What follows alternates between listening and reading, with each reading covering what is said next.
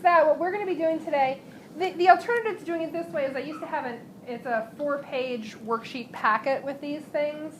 And the big thing is I want you to recognize what ratios to expect when you cross 2 heterozygous individuals. That's a pretty standard thing that you should know. And so I used to just have you guys do this with your beaver babies. I should be, I am recording, good. But then we got all kinds of crosses, and I really want you to see heterozygous, heterozygous, and homozygous, homozygous crosses. The other ones are, incidental and they happen, you can figure them out, but I want you to be real familiar with these. So the only way to do that is to give you the genotypes and phenotypes that I want you to use. We're going to do the first one together, and we're going to do tail length. That leaves you with 5 more traits, and coincidentally, on that sheet, you have 5 more places to do Punnett squares. What are the odds? So you're going to do a cross for each of those characteristics. A few things I want to draw your attention to. Right down below this chart on yours, if you scroll the page down, whoops, just a little bit, not the whole way, you'll see one that says sample, and that's where we're going to do one together. Okay? So if you can make sure you're there, and I had to screenshot it because I'm not actually in the app, I'm doing this on Doceri. Yep, cancel. So make sure you're all on the one that says sample. And it's a little weird on mine. It significantly changed. You have lines over here. Mine are all screwed up. I don't know why. So just ignore that. But we're going to, like I said, we're going to do tail length together. So I made these Punnett square boxes for you. They're a little bit different than what you've seen because they actually have a designated space to put the mom's possible gamete contribution and the dad's possible gamete contribution. So the four boxes here are where your offspring possibilities are going to be. Okay, so with that, for tail length, the mother's genotype is heterozygous. She's big T, little t. This trait, and I'm going to write this in here, tail length, possible alleles big T or little t. And I'm going to put her possible contributions across the top. Dad's genotype is the same. He's also heterozygous. So I'm going to put his contributions down the side. And like I said, I can train a chimp to do this. You pull an allele down, you pull an allele down, you pull an allele across, you pull an allele across. And so when you fill this out, you get something that looks like this.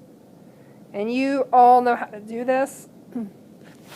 Knowing how to do this is not the big, tremendous accomplishment. You'll all get this. What comes next is. Today, this is a Mendelian trait. It means it's a simple dominant recessive relationship. It's controlled by a single gene. And there are 2 options. There are 2 alleles, dominant and recessive. So in a simple Mendelian trait, there are always 3 possible genotypes. And when we're doing a Punnett square and we're listing ratios, we start out by listing, those genotypes. So one possible genotype is big T, big T. One is big T, little t. And one is little t, little t. And I know I sound like a kindergartner saying little t, big T, little t, big T. But that's actually how we typically say it. You can say capital and lowercase, but it takes more syllables. So little and big it is.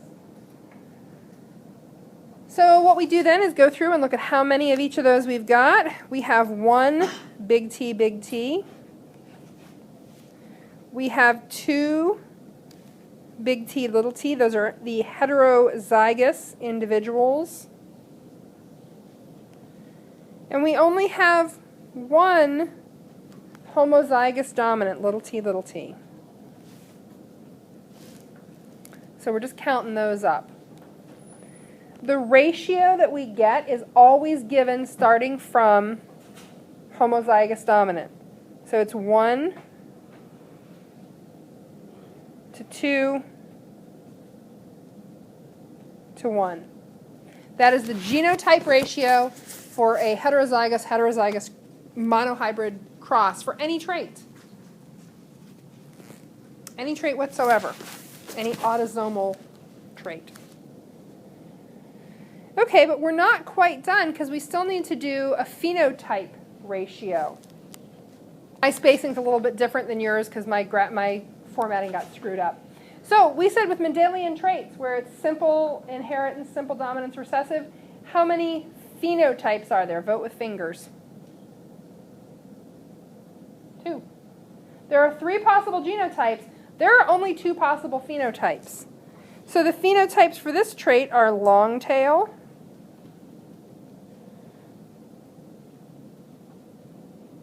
and short tail. And the way we get our numbers for this, your ratio for genotype and phenotype will generally be different. We look at each genotype and decide which phenotype, which phenotype it's going to exhibit. So when we look at our heterozygous dominant, is that a long tail or a short tail? Long tail. That's one long tail. When we look at our homozygous dominant, I screwed that up. Jeez Louise.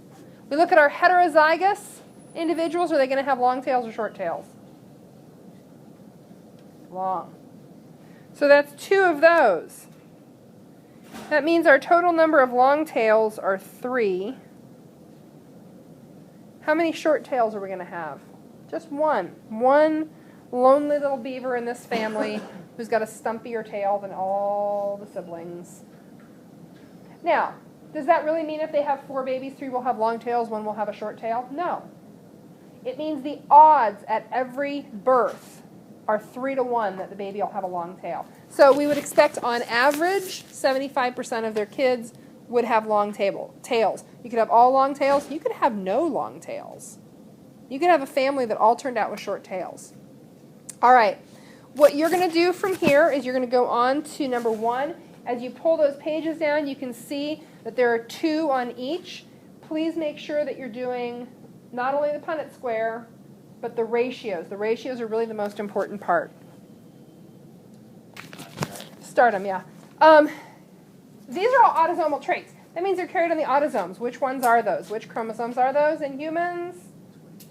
The first 22 pairs, so the first 44 chromosomes. We're here talking all about traits that are carried on autosomes. Now, if you're having a baby, someday, some of you may reproduce. You might all reproduce. Who knows? If you're having a baby, do you really care if it has brown eyes or blue eyes? Do you care if it has a long tail or a short tail? Oh, wait. You care that it doesn't have a tail. Okay. These are things, okay, yeah. So we got some short-tailed babies, we got some long-tailed babies. They're all cute. Where this really matters are a set of diseases that we talk about in humans that are called autosomal recessive disorders.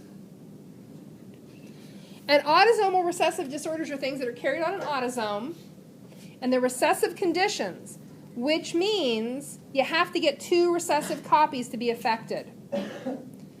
Now, if it's something as simple as, my crooked pinky finger, who cares?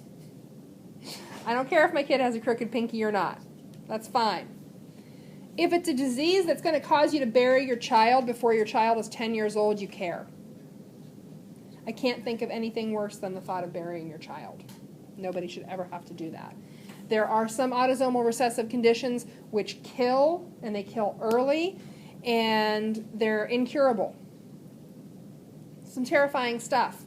So there's a project that we're going to do a little bit down the road. It's called a genetic counseling project. Do you know what a genetic counselor is? Does anybody know what a genetic counselor is? Maybe? Okay. Genetic counselors, now a lot of hospitals employ them. I don't know if, like Salem and East Liverpool probably don't. Hospitals in larger cities, in Pittsburgh and Cleveland, certainly in New York or Los Angeles, Chicago, all have genetic counselors on hand, on staff. And if you are pregnant or you are thinking about becoming pregnant or you know that there's a family history of some disease, you might end up talking to a genetic counselor. These are people who typically have a bachelor's degree in genetics, often also a master's in some other, biological field. Genetic counselors basically sit down with families and do Punnett squares.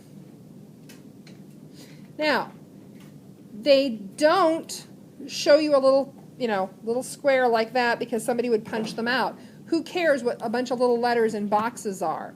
What a genetic counselor does is sit down with a family, with a couple, and say, yes, there is a 1 in 4 chance that your child will inherit a disease which will kill them before they're 5 years old. Oh.